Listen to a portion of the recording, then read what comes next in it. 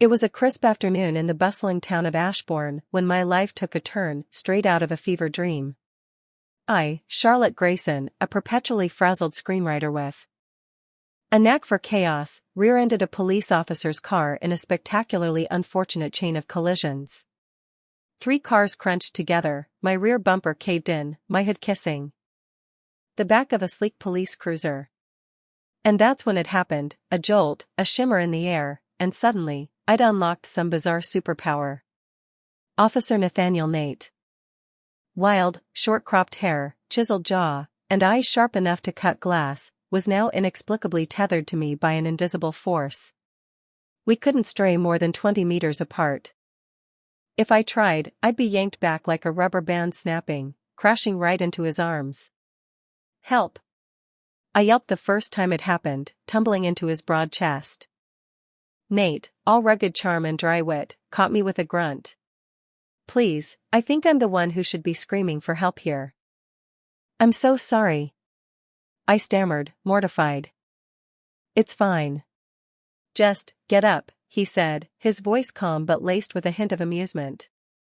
I scrambled to my feet, staring at this man in his crisp uniform, wild yet disciplined, like a storm contained in a bottle. My heart sank. I was in deep trouble. Around us, the wreckage told the story, a multi-car pileup I'd failed to dodge. It's just an accident, Nate reassured me, reading the panic on my face. You swerved to avoid worse.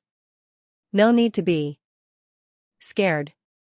His tone was steady, and when he noticed my ashen complexion, he reached out, resting a warm, steady hand on my arm. The heat of his touch grounded me, chasing away the tremor in my limbs.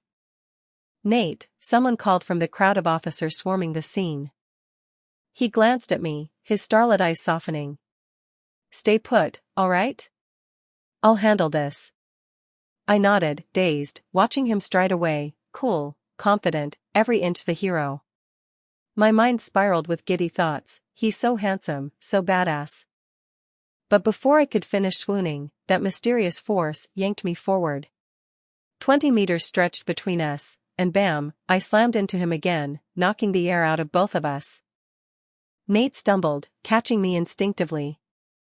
I ended up draped across him in a pose straight out of a melodramatic romance novel. Let me explain. I squeaked, mortified. Onlookers chuckled. What's this, a sprint to hug the cute cop, one teased. Even Nate arched a brow, his lips twitching. I didn't mean to. I protested, my face flaming. My body had a mind of its own. He let out a low laugh. Stand still, no more flying tackles, okay? I wanted to disappear into the pavement. Moments later, he stepped toward the farthest wrecked car, 20 meters again, and the force struck. I crashed into him once more, pinning him against the vehicle. He winced, clearly winded, while I lay sprawled against him, tears pricking my eyes. If I say this wasn't on purpose, would you believe me? I mumbled, acutely aware of his firm abs pressing against me, scorching through my shirt. My ears burned, my pulse stuttered. Nate's expression darkened, unreadable. Miss Charlotte, I blurted, covering my face. I swear, I'm not doing this intentionally. From then on, it was a pattern, every time he hit that 20-meter mark, I'd rocket into his arms. I was a blushing, stammering mess. Convinced I'd been cursed. Nate, sharp as he was, sensed something off too. Not on purpose, huh? He asked, skepticism lacing his tone. I nodded frantically. He took a deep breath, his gaze piercing. Stick with me tonight. Don't go anywhere else. Okay. I agreed, bobbing my head like a nervous puppy. To everyone else, I looked like a shameless flirt trailing after a hot cop. She's glued to him, one bystander snickered. Can't resist a guy in uniform, huh? I swallowed my protests, silently screaming, Mom, save me, I'm innocent.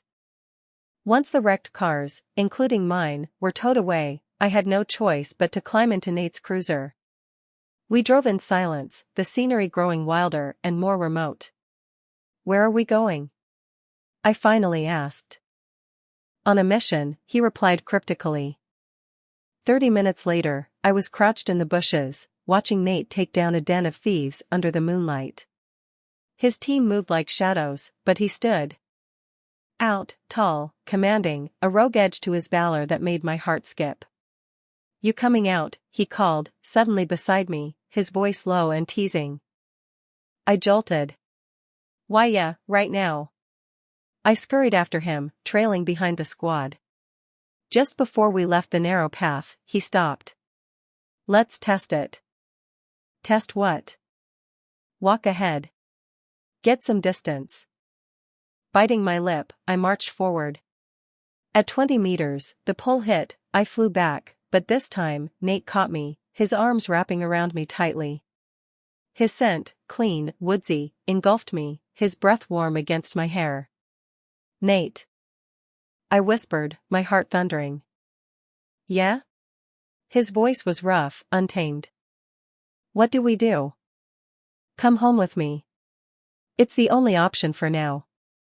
Nate's apartment was stark, minimalist, a bachelor's haven. "Shoes off," he said, and I complied, darting my eyes away from his piercing stare. He rubbed his temples, exhausted. "You're staying here tonight. Take that room." He pointed to a spare bedroom. "And you?" "Here too," he said, then trudged off, leaving me flustered in the living room. 10 minutes later, he emerged from the shower, a towel slung low on his hips, water droplets tracing paths down his sculpted chest. I swallowed hard. He caught my stare. "What are you still doing out here?" Sorry." I squeaked, retreating. He smirked, waiting. I took a breath.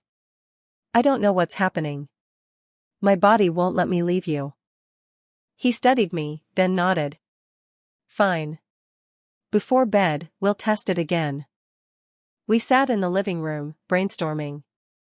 "Maybe it's a medium connecting us," I suggested. "If we block it, it might stop." Nate frowned but agreed. His place was spacious, 20 meters from the garden to the back. I stood outside as he walked deeper inside. The pole slammed me against the wall, pinning me like a bug. "Nate! Help! I'm stuck!" I wailed, clawing at the plaster. He rushed back, and I crumpled to the ground, sniffling. He loomed over me, his gaze softening as I looked up, teary-eyed. "Charlotte," he called, voice low. I shuffled inside, finding him by the window, staring out. "I'm a cop. I believe in justice, not ghosts. But this breaks everything I know." "Me too," I whispered. "If we can't fix it, my whole worldview collapses," he muttered, lighting a cigarette he didn't smoke. "You?" "Bad for you," I said. He smirked.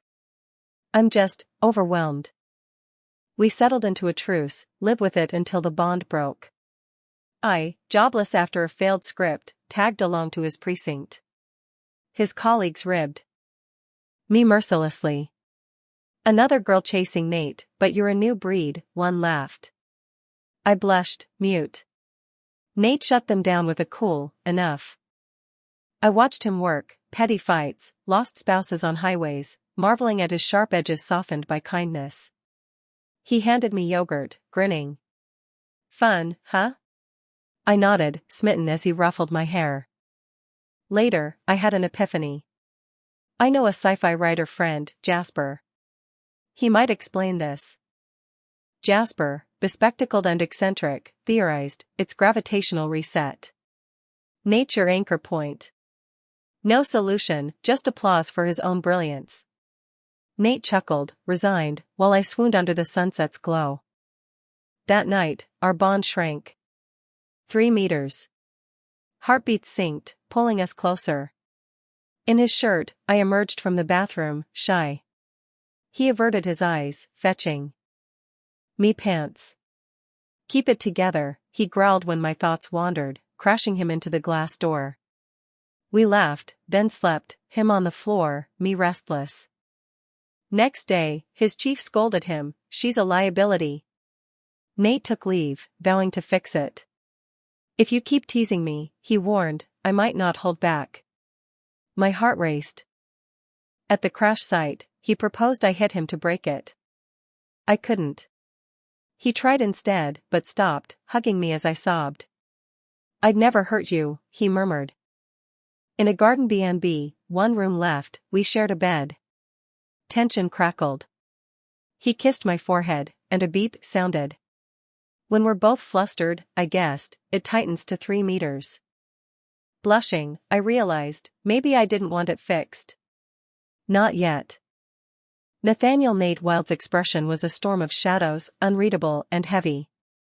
There was no way, no chance in hell, he'd go that far with me just to break this bizarre bond. I buried my face in my hands. This is absurd.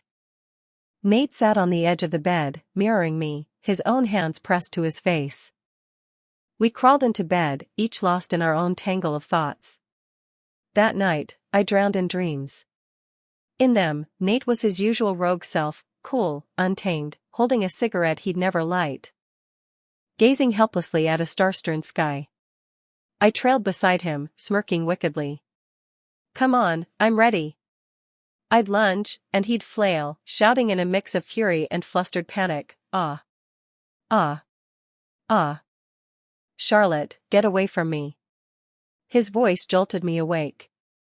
My eyes fluttered open, and there he was, his sharp nose inches from mine, my head cradled on his arm, my body nestled against his chest.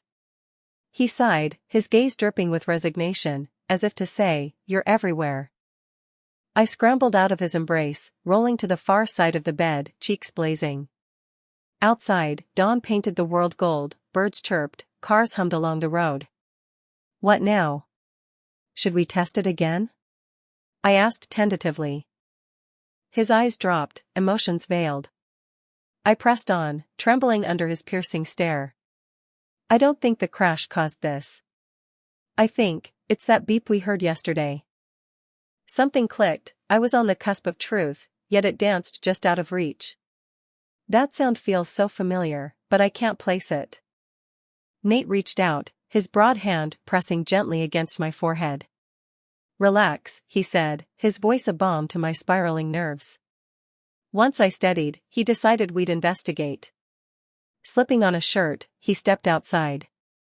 I held my breath. Miraculously, he crossed the 3-meter line unscathed. My heart leapt, could he break the 20-meter limit? But then the pull hit, and I yelled, Nate. He froze mid-step. Disappointment sank in. Still no good. His face hardened as he shut the door. We stood inches apart, staring. Then, he started peeling off his shirt. What are you doing? I squeaked. His voice rasped, it's the only way. You do it. He looked like a man coerced, utterly reluctant. In the end, we didn't go through with it, but the moment he pinned me down, my mind erupted with a frantic chorus of beeps. A white light seared through my skull. I remember. I gasped. Nate, I know what that sound is. Did you hear it just now? I did. He frowned, his silence a grave admission, he hadn't. Fear clawed at me. It's my deadline alarm. I'm a screenwriter, our clients are ruthless, always demanding rewrites on insane timelines. I set that sound to snap me out of writing trances. Tears welled up. Writing's my escape, but that alarm, it's my anchor to reality. It's unmistakable, a warning. I choked, we might not be, in the real world. Charlotte, Nate's voice wavered, his hand clasping mine. Don't overthink it. I'm not. How else could I explain these surreal weeks? Red-eyed, I lunged at him, pressing my hands to his chest, kissing him fiercely. My heart pounded, the beep screamed in a relentless loop, and then, darkness swallowed me.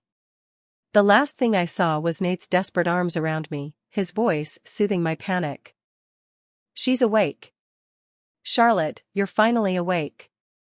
A swarm of white coats surrounded me. I clutched my head, groaning. Where am I? You're in the neuroscience VR clinic at the Research Institute, a doctor said. You got lost in the experiment. Their worried eyes bore into me as memories flooded back. 2 years ago, I'd holed up in a remote garden B&B to finish a script. The village was quiet, too quiet. A gang of local thugs ran an illegal gambling den, shielded by tight-knit neighbors. One night, I caught them beating a debtor senseless. I recorded it, planning to bolt and call the cops. But before I could, police stormed in, Nate among them, young and fearless. In the chaos, I became a hostage, a blade at my throat. He took a knife for me, saving my life. Later, he earned a medal, and I thanked him, only to be met with his aloof rejection. Life moved on until one of those thugs, out on parole, rammed Nate with a car. He survived, but slipped into a coma. I pulled every string to get him into this VR treatment. A risky blend of tech and willpower to jolt him awake. My doctor friend, Evelyn, warned me, if you lose yourself in there, thinking it's real, we might not get you back. I won't, I'd insisted. Nate saved me, I owe him. And I've got my alarm. It'll pull me out. Now, trembling, I croaked, did Nate wake up? Evelyn hesitated. You tried so hard, Charlotte. His brain activities spiked, but... So I failed? My heart shattered. Silence answered me. Can I see him? I thought I'd hold it together, but the sight of Nate, still, handsome, lifeless, broke me. Tears streamed as I gripped his hand, memories of his dream self comforting me flashing vivid and cruel. Nate, I whispered, sobbing. Then, defiance surged. I raced out. Can I try again? I've got a plan. I blinked into a sunlit university courtyard, girls swarming Nate, now a guest lecturer. Officer Nate, one more talk, please, they begged. He looked exasperated, until he saw me. Charlotte. Shock laced his voice as he shoved through the crowd, striding toward me. Tears spilled. Nate. He yanked me close, growling, sorry, make way, to the stunned onlookers. In a quiet corner, he gripped my hand. Where'd you go? You vanished that day. You kept looking for me? I asked, touched. Yeah, he admitted, smirking. After all the weirdness, my worldview's toast. I just rolled with it. Did I scare you, disappearing after you stripped? I teased. He laughed. No way. You're not that innocent. I hooked my pinky with his. I won't leave you here alone. I'll always come back. He stiffened, then softened. Let's go home. To wake him, I turned chaotic. One morning, I showed up at his place in a frilly maid outfit. He opened the door, blinking. Cross-dressing now? I struck a ridiculous pose. Boyfriend, it's me. The door slammed shut. I cackled as the familiar pull tugged me, his heart racing behind that wall. At the precinct, his colleagues warmed to me. Nate went from baffled to amused.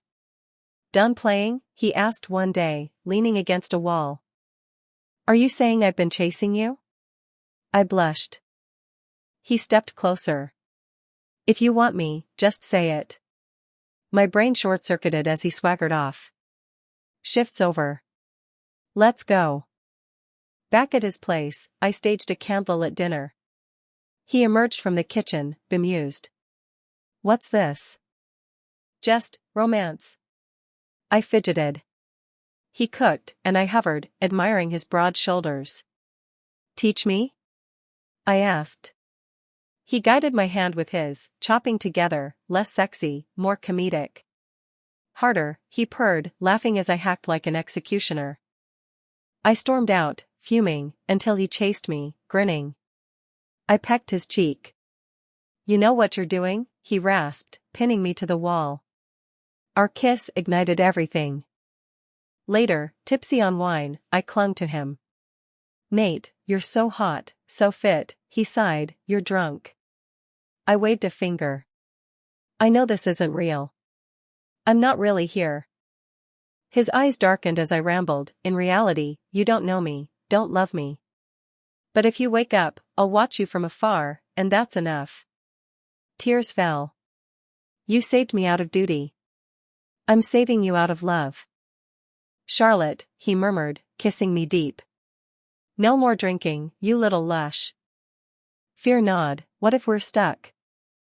We dated in this dreamscape. I wrote scripts in cafes, waiting for him. He'd shield me from rain, warm my hands. But the bliss terrified me, reality loomed, threatening to rip us apart. One night, I tugged his sleeve. Can I stay over? One last test. His eyes flickered. Do you love me, or just my body? I flushed. Every trick had failed, even the beeps had faded. If you don't love me, let's break up, I blurted. Charlotte. He stopped cold. Am I your forever? I nodded. Yes. He was my unreachable star, worth every risk. He texted me an address, 9 a.m. tomorrow. I assumed a hotel, dreading my plan. Then, bring your ID. At the sight, I gaped, not a hotel, but the courthouse. ID? He asked. Why yeah, he led me inside, photos, signatures, stamps. I clutched our marriage certificate, stunned. He grinned, joy uncontainable. Now it's legal. Let's go home. That night, I fidgeted in his room. Charlotte, grab my pants, he called from the shower. I obeyed, only to be pulled in. Wanna play? He teased. Beeps. Exploded as he kissed me, pain lancing through us. Amid white light, he whispered, I get it now, this is a dream. But I'll fight to wake up, to find you. Tears streamed as I faded, his will to live the key I'd unlocked. Charlotte. Evelyn's voice pierced the haze. Across the room, Nate's parents wept, he's awake. He rasped my name. Our eyes met, his still roguish, alive. He tapped my head weakly. Ow. I cried, laughing through tears. Mom, Dad, he said, pointing at me. Meet my wife, we're certified. I nodded, sobbing, yeah. Epilogue. We remarried for real. At dinner with his precinct buddies, they teased, Nate remembered you after his medal, watched your shows, saw himself in that cop character with abs. I hid my face, Nate smirked. She's got me pegged, he admitted. Nate's epilogue. 2 years ago, in a sleepy village, I spotted her, Charlotte, under a tree, computer in arms, her dimples a stark contrast to the mossy quiet. She stumbled onto a beating, calmly gathering evidence despite her fear. That night, I saved her, took a knife, felt her frantic cries for me as blood soaked us both. She wept, you're Nate, right? I'll never forget you. Later, she visited, eyes red, stirring something restless in me. I pushed her away, but her porridge lingered in my room. I caught her chatting with a nurse once, pure gratitude, no guile. My heart faltered, the longing was mine alone. After my coma, she haunted my dreams, crashing into me, softening my edges. I fell, lost her, found her again. When she said I was her forever, I knew, dream or not, she was mine. Waking, I claimed her, my wife, my Charlotte. On our honeymoon, under starlit mountains, I confessed, I fell for you long ago. She blushed, my forever dimpled muse. The end.